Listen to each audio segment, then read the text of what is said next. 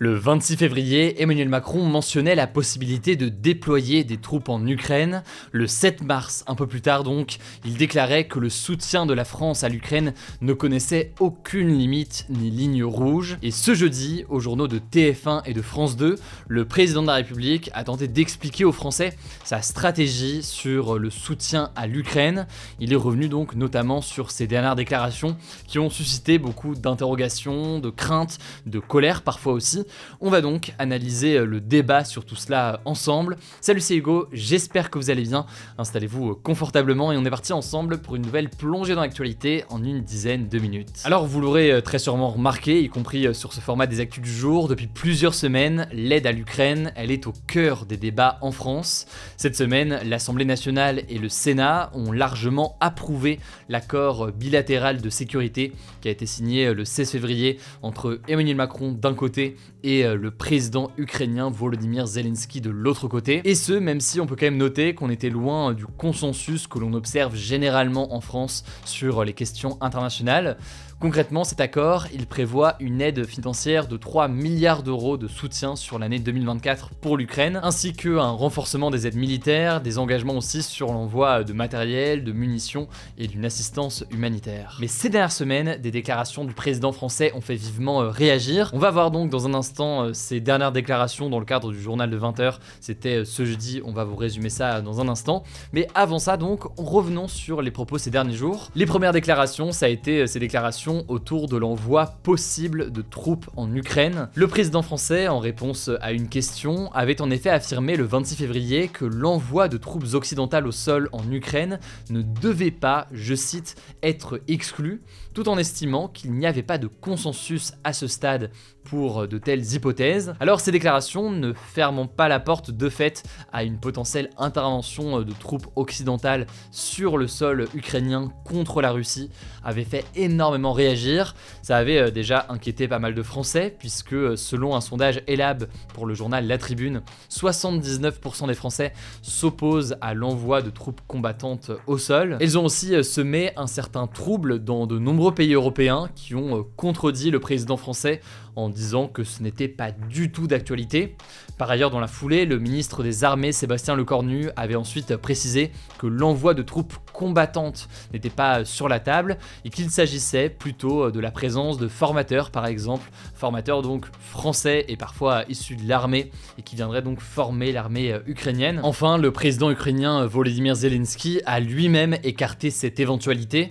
Il a notamment déclaré aux Français sur BFM TV lors d'une interview, je cite, « Vos enfants ne vont pas mourir en Ukraine », assurant aussi, je cite, que l'armée française peut rester sur son territoire. Alors pour certains, cette déclaration du président français constitue une forme d'ambiguïté stratégique, comme certains l'appellent, avec une volonté de créer un flou sur la volonté de la France pour potentiellement mettre en difficulté la Russie. Mais vous l'aurez compris, ça a aussi créé donc beaucoup de confusion, y compris au sein des alliés européens. De son côté, la Russie aussi a réagi. Il y a notamment le président russe, Vladimir Poutine, qui a pris la parole cette semaine et réagissant aux propos du président français, il a notamment déclaré, je cite, « En ce qui concerne les gouvernements qui disent qu'ils n'ont plus de ligne rouge avec la Russie, ils doivent savoir dans ce cas qu'en Russie, nous non plus, nous n'avons plus de ligne rouge avec eux. » Alors deuxième chose rapidement, certains pointent du doigt la communication de guerre du camp présidentiel, une communication qui fait donc là aussi beaucoup réagir. Par exemple, et au-delà des propos du président français, des comparaisons avec la Seconde Guerre mondiale ont été prononcées lors du meeting de lancement de la campagne des Européennes de Renaissance,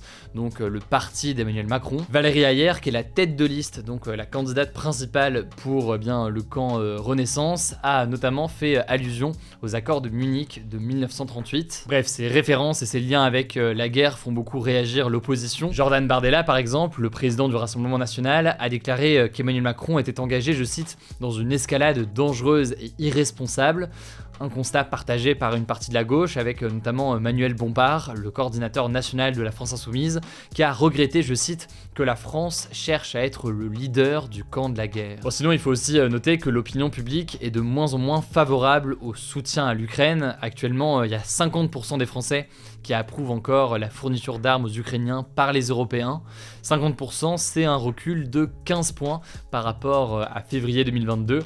et l'invasion donc à grande échelle. Bon, et troisième chose qui rejoint le deuxième point qu'on vient de voir à l'instant, certains membres de l'opposition accusent le président français d'instrumentaliser en quelque sorte la guerre en Ukraine à des fins politiques et électoralistes, notamment à l'occasion des élections européennes. En effet, les élections européennes, c'est dans tout juste 3 mois, et en l'occurrence, la question de la guerre en Ukraine, c'est un sujet sur lequel il y a des différences majeures, notamment entre le président français et le Rassemblement national. Et en l'occurrence, c'est les deux partis qui sont actuellement en tête des intentions de vote pour les élections européennes. Alors attention, évidemment, un sondage, c'est pas une prédiction, c'est pas un pronostic, c'est simplement une cartographie, une photographie de l'opinion à un instant T. Et selon le dernier sondage réalisé par Ipsos et Tsevboff pour l'Institut Montaigne et la Fondation Jean Jaurès, 31% des Français comptent pour le moment voter pour le Rassemblement national contre 18% pour Renaissance. C'est les deux partis assez largement en tête selon ces derniers sondages. Et ce qu'il faut donc potentiellement comprendre, c'est que le camp d'Emmanuel Macron a potentiellement intérêt à faire de la guerre en Ukraine un thème important de cette campagne. C'est une stratégie qui permet de se différencier et d'attaquer notamment le Rassemblement national, qui est donc en tête dans ces sondages sur sa proximité avec la Russie. En effet, Marine Le Pen avait obtenu un prêt pour sa campagne présidentielle de 2017 de la part d'une banque russe qui est proche du gouvernement russe. Sur ce sujet-là, elle s'était justifiée de son côté en estimant que les banques françaises ne lui avaient pas accordé de prêt. Par ailleurs, avant la guerre en Ukraine, elle avait multiplié des propos plutôt élogieux envers le président russe. Alors certes, depuis, le discours semble avoir changé, mais tout de même, le Rassemblement national a des différences majeures. Par exemple, il s'est abstenu de voter à l'Assemblée nationale sur cette nouvelle aide à l'Ukraine. Alors c'est pas le seul parti à ne pas avoir voté pour, eux en l'occurrence se sont abstenus, mais la France Insoumise par exemple a elle carrément voté contre. Bref, pour le président français, cela permet donc en quelque sorte de marquer une opposition. Là-dessus et sur ces accusations d'instrumentalisation, le président français a estimé ce soir dans son interview au journal de 20h que ces accusations n'étaient pas sérieuses. Et justement, on va revenir sur cette interview qui s'est déroulée ce jeudi soir, interrogée par Gilles Boulot et par Anne-Sophie Lapix, journalistes respectivement de TF1 et de France 2. Il a répondu à plusieurs points qu'on a pu voir aujourd'hui. D'abord sur la question de l'envoi potentiel de troupes en Ukraine, on est toujours relativement sur la même ligne. Il a déclaré qu'il assumait ses propos, que rien n'est à exclure et que toutes les options pour aider l'Ukraine sont possibles. En gros, c'est une possibilité. Pour autant, il ne rentre pas dans le détail du type de troupes que ça pourrait être, des troupes combattantes, de formation ou autre. Et par ailleurs, pour le moment donc, même si ce n'est pas exclu, ce n'est pas d'actualité. Sur le même sujet, Emmanuel Macron a précisé que la France ne mènerait pas d'offensive et ne prendrait pas d'initiative d'envoyer des troupes. Toujours sur le même sujet, Emmanuel Macron a estimé que en cas d'envoi de troupes, quelle qu'elle soit, cela se ferait en réponse aux actions de la Russie. Autrement dit donc, pas dans une logique d'offensive contre la Russie. Le tout car selon lui, je cite, l'objectif est de ne pas laisser la Russie gagner. En effet, selon lui, je cite toujours, la sécurité de l'Europe et la sécurité des Français se jouent là-bas, ajoutant que si la Russie gagne, la vie des Français changera et que la crédibilité de l'Europe sera réduite à zéro. Selon le président français donc, le risque c'est que la Russie s'attaque ensuite à d'autres pays en cas de victoire en Ukraine. Emmanuel Macron a aussi déclaré que la France n'était pas en guerre contre la Russie. Il a d'ailleurs refusé de parler de Vladimir Poutine comme d'un ennemi, le qualifiant plutôt d'adversaire. Parmi les derniers sujets, le président français a réagi aux récentes menaces de guerre nucléaire évoquées par la Russie. Selon lui, je cite, notre capacité nucléaire nous donne une sécurité et nous devons donc nous sentir protégés. Voilà pour l'essentiel de ce que l'on peut retenir de cette interview qui était consacrée quasiment exclusivement à la guerre en Ukraine. Je laisse la parole à Léa pour les actualités en bref et je reviens juste après. Merci Hugo et bonjour à tous. On commence avec cette actu. L'ONU va mettre en place un pont aérien entre Haïti, un pays situé dans les Caraïbes, et la République dominicaine, le pays voisin, pour acheminer de l'aide humanitaire en Haïti qui fait face à une montée de la violence ces dernières semaines. Port-au-Prince, la capitale, est confrontée depuis plusieurs jours à des violents affrontements entre les policiers et les gangs armés qui contrôlent environ 80% du pays. Ces gangs réclamaient le départ du Premier ministre Ariel Henry qui a finalement démissionné ce lundi. Suite à ça, les organisations politiques et la société civile avaient en principe jusqu'à ce mercredi soir pour transmettre les noms des personnalités désignées comme membres du futur Conseil présidentiel de transition à la Communauté des Caraïbes, une organisation internationale qui joue un rôle de médiateur dans les crises politiques et les conflits. L'objectif de ce conseil, c'est de choisir un nouveau Premier ministre intérimaire et de nommer un gouvernement. Alors mercredi soir, certains médias haïtiens affirmaient que des noms avaient bien été transmis, mais pour le moment, il n'y a eu aucune communication officielle de la part de la communauté des Caraïbes. On vous tiendra au courant. Deuxième actu, la Chine a dénoncé, je cite, les méthodes de voyous des États-Unis après que la Chambre des représentants, donc l'équivalent de l'Assemblée nationale, a largement adopté une loi qui pourrait mener à l'interdiction de TikTok aux États-Unis. L'objectif de cette loi, c'est de proposer un ultimatum à TikTok. Soit l'application chinoise vend sa filiale américaine dans un délai de 6 mois, soit elle est interdite dans le pays. Les autorités américaines accusent TikTok de menacer la sécurité nationale des États-Unis, mais TikTok nie catégoriquement tout lien avec le gouvernement chinois. Alors, pour être adopté, le texte doit maintenant être voté par le Sénat avant d'être signé par le président américain. De son côté, un porte-parole du ministère chinois du Commerce a indiqué que la Chine, je cite, prendra toutes les mesures nécessaires pour défendre ses entreprises sans préciser comment. On suivra ça. Troisième actu, en France, le mois de mai pourrait être marqué par une nouvelle grève des contrôleurs de la SNCF, puisque le syndicat Sudrail a déposé ce jeudi un préavis de grève pour la période du 30 avril au 31 mai, selon RMC. L'objectif, c'est de mettre la pression sur la direction avant une réunion prévue le 10 avril. Les contrôleurs réclament de meilleurs aménagements de fin de carrière. Et donc, si les propositions faites par la direction ne paraissent pas suffisantes, la grève sera maintenue pendant le mois de mai, qui comporte de nombreux jours fériés. Quatrième actu, 43 millions de personnes ont potentiellement été touchées par une cyberattaque qui visait France Travail, le nouveau nom de Pôle emploi. C'est ce qu'a annoncé France Travail ce mercredi, précisant qu'une fuite de données avait eu lieu entre le 6 février et le 5 mars. Alors, cette cyberattaque a touché les personnes actuellement inscrites,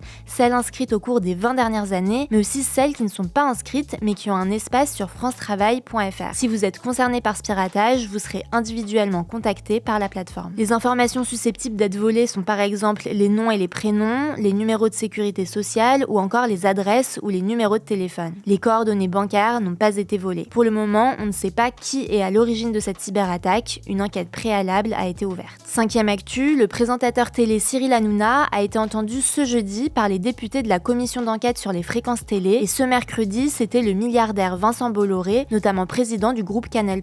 Leurs auditions interviennent 2 semaines après le lancement par l'Arcom, donc le gendarme de l'audiovisuel en France, du processus de renouvellement des fréquences de la TNT. En fait, les contrats des chaînes de la TNT avec l'Arcom se finissent en 2025 et donc un appel à candidature pour 15 fréquences de la TNT a été lancé. L'Arcom pourrait donc décider de ne pas reconduire certaines chaînes et notamment CNews et C8 qui appartiennent à Vincent Bolloré et qui sont régulièrement mises en demeure et sanctionnées par l'Arcom. Selon Le Monde, en 2 ans, C8 a été sanctionné 5 fois pour un montant total dépassant les 5 millions d'euros, à chaque fois pour des séquences survenues dans l'émission de Cyril Hanouna, Touche pas à mon poste. On connaîtra la décision finale de l'Arcom d'ici la fin de l'année, on vous tiendra au courant. 6e actu, et c'est un chiffre alarmant, 4 ans après le confinement, 41% des étudiants présentent des symptômes dépressifs, selon une étude de l'Université de Bordeaux révélée ce jeudi par France Inter et le magazine Marianne. À titre de comparaison, ils étaient 26% avant la crise sanitaire. Autre chiffre important de l'étude, les idées suicidaires des 18-24 ans sont passées de 21% avant le Covid à 29% en 2023. Parmi les raisons, les étudiants parlent de leurs difficultés économiques, des études qui sont de plus en plus sélectives, mais aussi du chômage. Le contexte géopolitique avec les différents conflits internationaux et le dérèglement climatique joue aussi sur leur morale. En tout cas, si vous souffrez de dépression ou que vous avez des idées suicidaires, parlez-en à vos proches et tournez-vous vers un professionnel, on vous met des ressources en description. 7e actu, les voitures vont bientôt devoir être équipées de caméras intérieures pour surveiller que le conducteur n'est pas distrait ou ne s'endort pas au volant, selon les informations de BFM. En fait, dès le 7 juillet, toutes les nouvelles voitures homologuées par les constructeurs en Europe devront être équipées d'un système de détection de distraction ou de fatigue du conducteur. Concrètement, avec ce nouveau système, si le conducteur n'a pas les yeux rivés sur la route pendant plus de 3,5 secondes alors qu'il roule à 50 km/h ou plus, et 6 secondes quand il roule entre 20 et 50 km/h, il y aura un message d'alerte à la fois visuel et sonore. Et ce message deviendra de plus en plus insistant si le conducteur est de nouveau distrait. Ce système s'inscrit dans l'ambition zéro décès sur les routes de l'Union européenne à l'horizon 2050. Toutes les voitures neuves vendues en Europe devront être dotées de ces caméras d'ici l'été 2026. Autre actu, ce jeudi, l'Assemblée nationale a adopté à l'unanimité une loi pour pénaliser la fast fashion en France. Cette proposition de loi prévoit notamment l'interdiction de la publicité pour des plateformes de fast fashion fashion comme Shein ou Temu par exemple.